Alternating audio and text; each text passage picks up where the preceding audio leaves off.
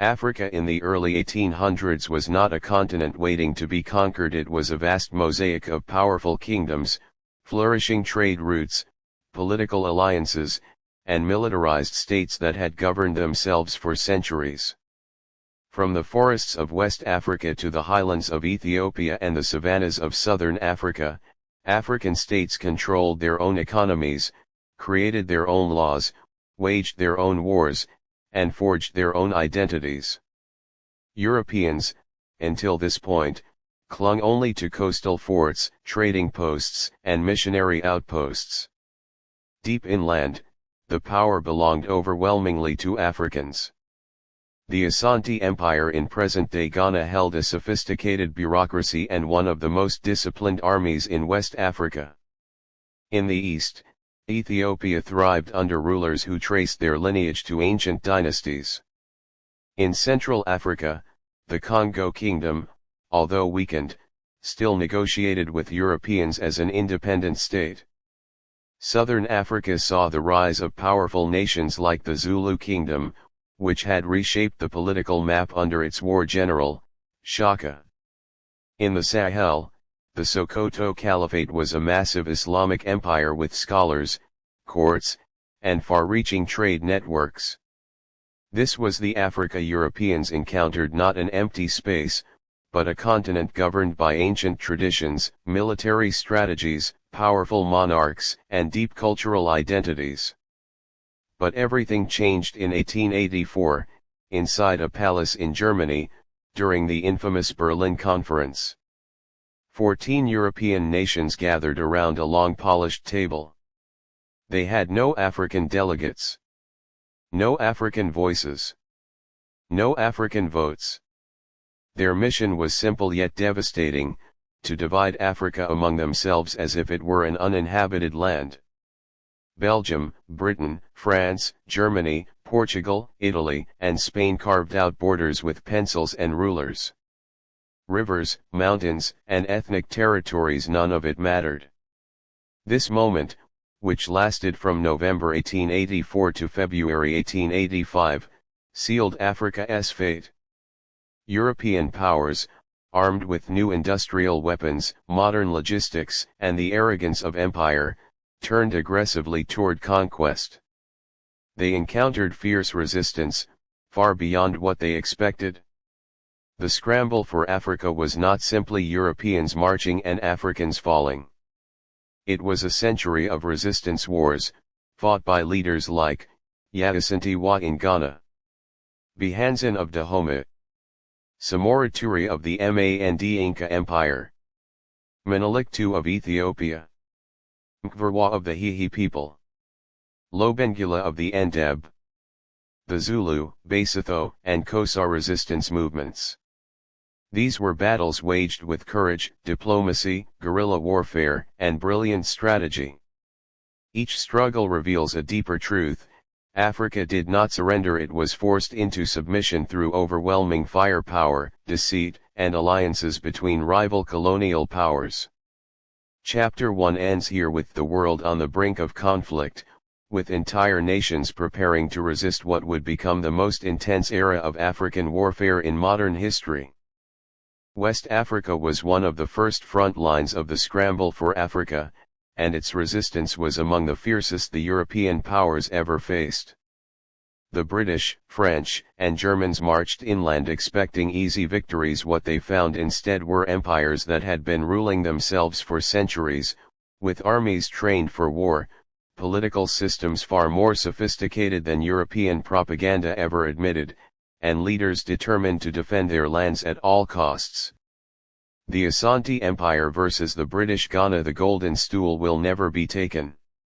In the rainforest capital of Kumasi, the Asante Empire had been a major West African power for more than 200 years. They controlled gold routes, governed through a powerful council system, and commanded a well-organized army that fought in disciplined formations. By the late 1800s, the British had already tried and failed multiple times to subdue the Asante. But everything changed in 1896, when the British returned with Maxim machine guns and heavy artillery. They forced the Asante, King Prempeh, into exile and attempted to take control of Kumasi. Yet, even after losing their king, the Asante refused to break. In 1900, the British made a fatal mistake. They demanded possession of the Golden Stool, the sacred throne believed to house the soul of the Asante nation. This insult sparked the legendary War of the Golden Stool. From deep within the halls of Kumasi, Yaa Asantewaa, the Queen Mother of Ahisu, rose to leadership.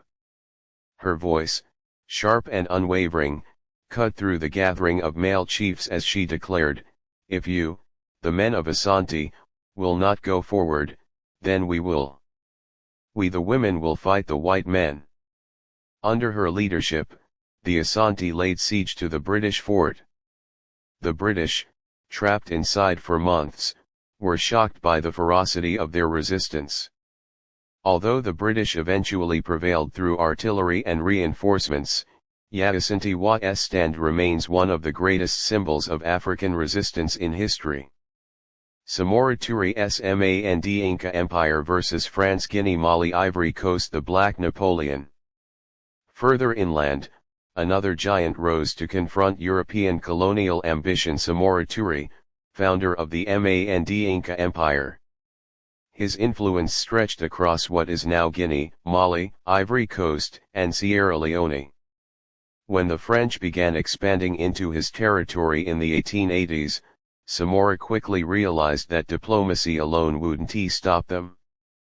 What makes Samori unique in African resistance history is his use of modernization and mobility. He built weapon factories, disciplined regiments, cavalry forces, a network of scouts across hundreds of kilometers. The French called him the Black Napoleon because of his brilliant strategies. Samori refused to be cornered. When French forces captured one of his strongholds in 1891, he ordered an organized retreat eastward, relocating his entire empire tens of thousands of people over 1,000 kilometers. This type of large-scale strategic migration had never been seen in West Africa. For more than 15 years, Samori fought a guerrilla war, burning crops behind him, denying the French food, and attacking isolated outposts. His men moved quickly through forests and mountains, making it nearly impossible for the French to trap him. But in 1898, after a decade of relentless pursuit and shortages of ammunition, Samori was finally captured. His legacy endures as one of Africa's greatest military minds. The Dahomey Kingdom vs. France Benin. The Amazons of Dahomey. One of the most dramatic resistance stories comes from the Kingdom of Dahomey in present-day Benin, ruled by King Bihanzin, a brilliant and defiant leader. But what struck the French most wasn't just Bihanzin's leadership, it was his elite fighting force, the Agaja, the all-women warriors often called the Dahomey Amazons. These warriors trained with hand-to-hand combat, knives, rifles, and close-range tactics. When France tried to annex the kingdom in 1890, the Agaja fought with unmatched intensity. In one of the early battles, French officers described the Agaja as fearless, advancing through gunfire as though bullets were rain. Bihanzin refused French treaties, declaring that Dahomey would never bow. His people resisted fiercely until 1894, when France's massive firepower overwhelmed the kingdom. But the legend of the Agaja spread around the world, inspiring global fascination and earning them a permanent place in African military history. A region that refused to surrender. West Africa did not fall quietly. Between 1880 and 1910, more than 20 major resistance wars erupted across the region. Even when European technology eventually forced military defeat, African leaders ensured that their cultural identity, military dignity, and political resilience survived. Chapter 2 closes with the image of fires burning across the West African horizon, kingdoms rising, falling, fighting back, each refusing to be erased, even in the shadow of empire. If West Africa was the first major battleground of the Scramble, then East Africa became its most surprising theater, home to some of the most successful, dramatic, and influential resistance movements ever recorded. Europeans entered these regions expecting swift control. Instead, they encountered organized empires, spiritual armies, guerrilla fighters, and leaders whose names still echo through history. Ethiopia versus Italy, the Battle of Adwa 1896. Ethiopia stands alone in African history for a reason. It is the only African nation to defeat a European colonial army and retain its independence during the scramble for Africa. By the 1880s, Italy had taken Eritrea and desperately wanted to expand into Ethiopia. They believed Ethiopia was weak, divided by regional politics, recovering from internal wars, and dealing with famine. But they underestimated one man, Emperor Menelik II. Menelik was more than a monarch, he was a strategist. He spent years modernizing his empire, importing rifles from Russia and France, building alliances with Ethiopian nobles, and unifying his military forces. When the Italians attempted to trick him into signing a treaty that placed Ethiopia under Italian protection, he rejected it, mobilizing the entire nation for war. On March 1, 1896, in the mountainous fields of Adwa, nearly 100,000 Ethiopian fighters, Oromo, Amhara, Tigrayan, Gurage, and more marched under a common banner. Menelik and Empress Tato led from the front, commanding units with discipline and clarity. The Italians were outnumbered, exhausted, and divided. Their 17,700 soldiers marched into rugged terrain without proper maps or coordination. When the battle erupted at dawn, Ethiopia unleashed a wave of counterattacks so coordinated that an Italian officer later wrote, "It was like fighting the entire nation at once." By noon, the Italian lines had collapsed. Thousands were captured, the rest fled in disarray. The victory at Adwa sent shockwaves across the world. Europe was stunned. African nations celebrated. And anti-colonial movements from the Caribbean to India saw Ethiopia as proof that empire was not invincible. Adwa remains the greatest African military victory of the colonial era. The Mahdist state versus Britain, the Sudanese Jihad 1881–1898. While Ethiopia battled Italy, Sudan waged its own monumental war of resistance against British and Egyptian rule. This movement began under a religious leader, Muhammad Ahmed, who proclaimed himself the Mahdi, the Guided One. His goal was to purify Islam and free Sudan from foreign domination. His call sparked a mass uprising. Poor farmers, desert tribes, merchants, and warriors from across Sudan joined the Mahdist cause. Their early victories shocked British intelligence. In 1884, they encircled Khartoum, where British General Charles Gordon made his final stand. For 10 months, Gordon held out, sending desperate telegrams pleading for reinforcements. But British politics delayed the rescue mission. When Mahdist forces finally stormed the city in January 1885, they killed Gordon and took Khartoum. Europe was left humiliated. The Mahdist state ruled Sudan for more than a decade, enforcing strict Islamic law and organizing a centralized government. But in 1898, Britain returned with overwhelming modern firepower, machine guns, artillery, and gunboats along the Nile. The decisive moment came at the Battle of Omdurman. Sudanese warriors around 50,000 strong charged bravely across open desert. But the British Maxim guns, firing thousands of bullets per minute, slaughtered them. More than 10,000 Mahdist fighters died in a single day. The Mahdist state fell, but their resistance remains one of the largest uprisings in African history. The Maji Maji Rebellion 1905–1907, Tanzania versus Germany. In German East Africa, modern Tanzania, one of the most spiritually powerful and tragic resistance movements emerged, the Maji Maji Rebellion.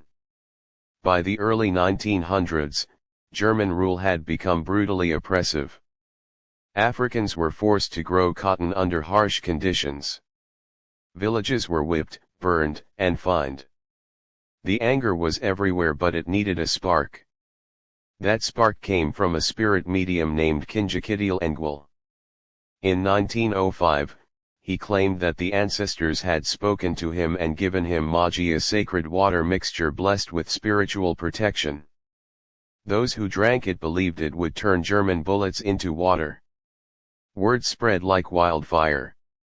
Hundreds of thousands joined the uprising across dozens of ethnic groups: Ngoni, Matumbi, Pagoro, Bena, Zaramo, and more. It became one of the most united resistance movements in East Africa. The rebels attacked German outposts, burned plantations, and cut telegraph lines. Early victories boosted morale. But when the Germans realized the scale of the rebellion, they responded with devastating force. They used machine guns, scorched earth tactics, crop destruction, targeted executions. When the rebels charged into gunfire believing bullets could not hurt them, the results were catastrophic. By the time the rebellion ended in 1907, an estimated 200,000 Africans had died, mostly from famine caused by German destruction of farms. The Maji Maji Rebellion stands as one of the greatest tragedies of colonial-era resistance, but also one of the most remarkable displays of unity. A region that stood tall. From Menelik's strategic brilliance at Adwa, to the Mahdist's religious fervor, to the spiritual unity of the Maji Maji movement, East Africa proved that resistance was not just military, it was cultural, political, and spiritual. This chapter ends with three images etched into history: Ethiopia victorious on the mountains, Sudan rising and falling in jihad, Tanzania united in tragic defiance. East Africa's resistance shaped global anti-colonial movements and inspired generations of Africans to believe that freedom was possible. The winds of rebellion swept through southern Africa in 1896. What began as scattered resistance against Cecil Rhodes' British South Africa Company soon ignited into a full-scale war, a war that the Shona and Ndeb people would forever remember as the first Kaimurenga, the first struggle. For years, the Ndeb kingdom suffered under the crushing weight of colonial rule. Their cattle were confiscated, their lands seized, and their kings forced into submission. Hunger spread across Matabeleland as British settlers occupied fertile lands and demanded taxes from a people who had once lived freely under their own laws. By 1896, the pressure became unbearable. A severe drought ravaged crops. A deadly rinderpest plague wiped out cattle across the region. Families starved. Communities broke apart. And in the shadows, whispers grew: this suffering is not natural. It is a sign. A calling. Among the Ndeb, a spiritual leader named Mlimo preached that the ancestors demanded resistance. He told his people that bullets fired by the British would turn to water. That the land would rise again. That their spirits would protect them. In March 1896, the Ndeb rose. They attacked settler farms, cut communication lines, and surrounded British forts. Their strategy was brutal and calculated, targeting the very symbols of occupation. For a moment, the British were shaken. Communication with Salisbury and Bulawayo collapsed. Panic spread through colonial towns. But this uprising did not stand alone. Hundreds of kilometers away, the Shona also prepared for war. Led spiritually by Mbuya Nehanda, Sekuru Kaguvi, and other Mandaro spirits, the Shona people launched their own coordinated revolt. Villages united under ancestral vows, attacking British outposts, destroying company warehouses, and severing roads connecting colonial centers.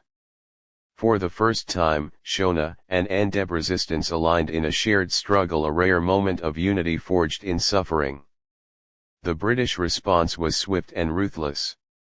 They called for reinforcements from South Africa. Their Maxim guns tore through warriors armed with spears, axes, and hunting rifles. Their soldiers burned villages, executed resistance leaders, and forced entire communities into submission. In the final chapter of the revolt, Cecil Rhodes himself traveled unarmed into the Matapo Hills, seeking negotiations. The Ndeb chiefs agreed to talk, exhausted, starving, but still proud. Resistance slowly faded. But the Shona War ended differently. Mbuya Nehanda and Kaguvi were captured, accused of orchestrating murders of colonial officials. Their trial was brief. Their execution, brutal. Before her death, Nehanda spoke the prophecy that would echo across generations: "My bones shall rise again." The first Kaimuranga ended in 1897, but its spirit never died. It became the seed of future revolutions, inspiring the second Kaimuranga that would later lead to Zimbabwe's independence. The British claimed victory, but history remembers something deeper: the unbreakable will of a people fighting for their land, their dignity, and their ancestors. By the 1890s, the scramble for Africa had swallowed nearly every corner of the continent. From the forests of Congo to the plains of Zimbabwe, European flags were rising with alarming speed. Yet high in the rugged highlands of the Horn of Africa, one ancient empire stood untouched: Ethiopia, a nation with its own kings, its own written history, its own armies, and a unity forged through centuries of culture and faith. At the center of this resistance was Emperor Menelik II, a leader whose political intelligence matched his military discipline. While the rest of Africa faced invasion, Menelik understood something crucial early on: diplomacy could buy time, and time could build strength. He negotiated with European powers, accepted modern weapons, and kept a careful balance between Italy, France, and Britain, none of them truly realizing the depth of his strategy. But in 1889, Italy attempted a deception that would spark one of the most defining victories in African history. The Treaty of Vuchel was signed in two versions, one in Amharic, one in Italian. The Italian version falsely claimed Ethiopia would become an Italian protectorate. Menelik rejected the manipulation immediately. And when diplomacy failed, he called upon the unity of the Ethiopian people. Across the highlands, a thunderous call went out: "Ethiopia shall remain free." Responses poured in. Warriors from Shoa, Tigray, Gajajam, and Wolo marched toward Addis Ababa. Farmers brought food. Priests carried crosses and blessings. Women rode alongside men, supplying water and tending to the wounded. The entire nation, nobles, soldiers, peasants, moved as one. Italy underestimated Ethiopia, assuming European organization would overpower African resistance. But this time, Africa was not facing muskets and Maxim guns alone. It was facing an ancient empire prepared for war, not fragmented, not outgunned, not demoralized. In the early hours of March 1, 1896, beneath the jagged Adwa mountains, nearly 100,000 Ethiopian fighters surrounded the Italian colonial army. Menelik II, Empress Tato, and their generals stood at the center of coordinated battalions, each division positioned with precision across the hills. The Italians advanced, confident in their training. What they found instead was a battlefield perfectly chosen by Menelik: high ridges, narrow passes, and vantage points that turned the terrain into a weapon. Ethiopian troops surged with overwhelming force, disciplined formations, and a fierce determination unmatched by anything the Italians had prepared for. European officers realized too late that they were trapped between steep cliffs and a nation fighting for its very existence. By midday, the Italian lines had collapsed. Thousands surrendered. Others fled north. And in a moment that shifted global history, Ethiopia claimed victory at the Battle of Adwa. The world was stunned. Newspapers across Europe reported the defeat with disbelief. An African empire had not only resisted colonization but had decisively beaten a modern European army. Across the African continent, from Lagos to Khartoum, from Cairo to Johannesburg, Adwa became a symbol of possibility. A signal that European domination was not unbreakable, and that African unity and strategy could win against even the strongest imperial forces. Menelik II did not stop there. He consolidated Ethiopia's independence, modernized the nation, and ensured it would remain the only African country besides Liberia not to fall under European rule during the scramble for Africa. The Battle of Adwa remains one of the most important turning points in African history, a moment where the continent pushed back and the world was forced to look again. It was a victory that transcended borders, tribes, and languages, a triumph that belongs not only to Ethiopia, but to Africa as a whole. The scramble for Africa officially slowed by the early 1910s, but the legacy of resistance shaped the continent for decades. Across West, East, and Southern Africa, a generation of leaders, warriors, and spiritual guides had demonstrated a profound truth: African societies were resilient, resourceful, and unwilling to surrender their autonomy without a fight. Southern Africa, seeds for future revolutions. The first Kaimurenga had ended, but its echoes resonated through the Matabele and Shona peoples.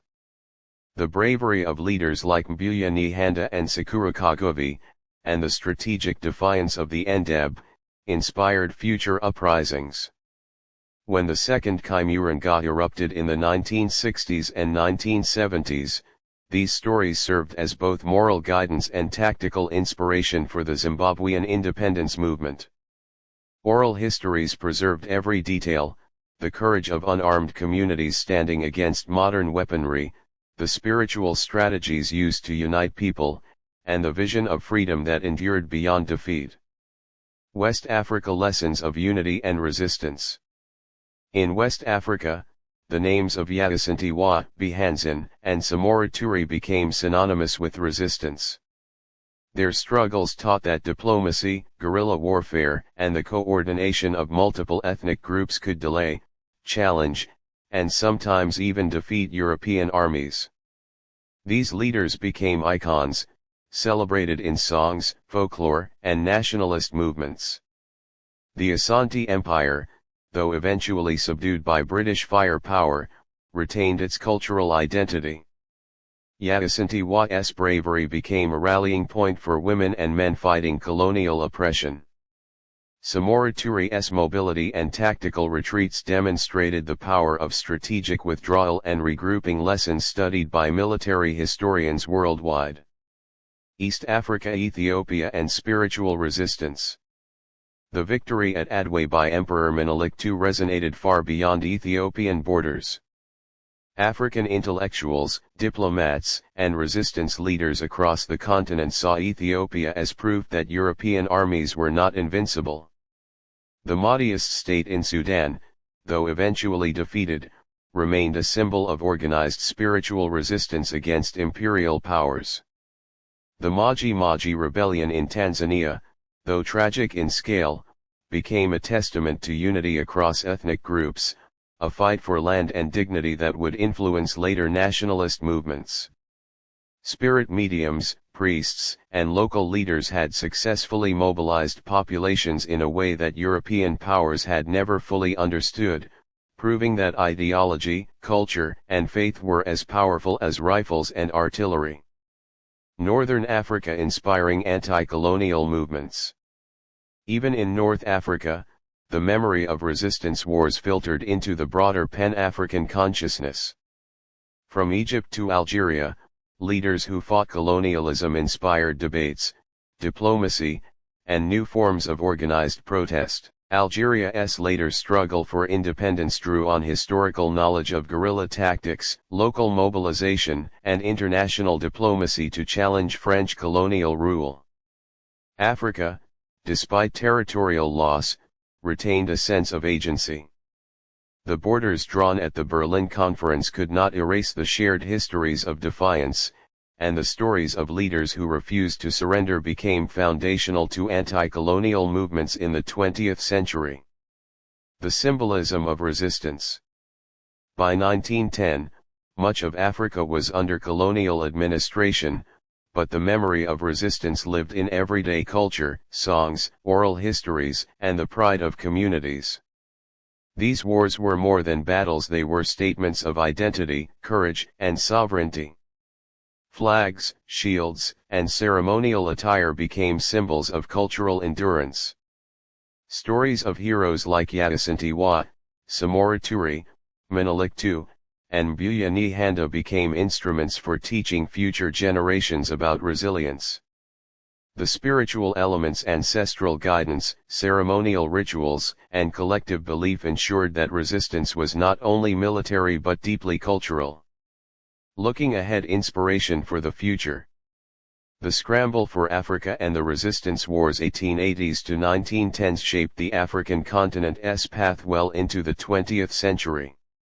These conflicts planted seeds for nationalist movements in Ghana, Tanzania, Zimbabwe, and beyond. Pan-Africanist thought among leaders such as Kwame Nkrumah and Julius Nyerere. Strategies for uniting diverse ethnic groups under common causes. Recognition that African societies could organize, resist, and fight modern imperial powers. In the end, Africa's story is not one of defeat alone. It is a story of courage, intelligence, unity, and an unbreakable spirit. Every battle, every siege, every rallying cry, and every strategic retreat from the Scramble for Africa period demonstrates the continent's enduring determination to defend its land, culture, and identity. The resistance wars may have ended militarily in 1910, but their echoes continue, inspiring generations to come.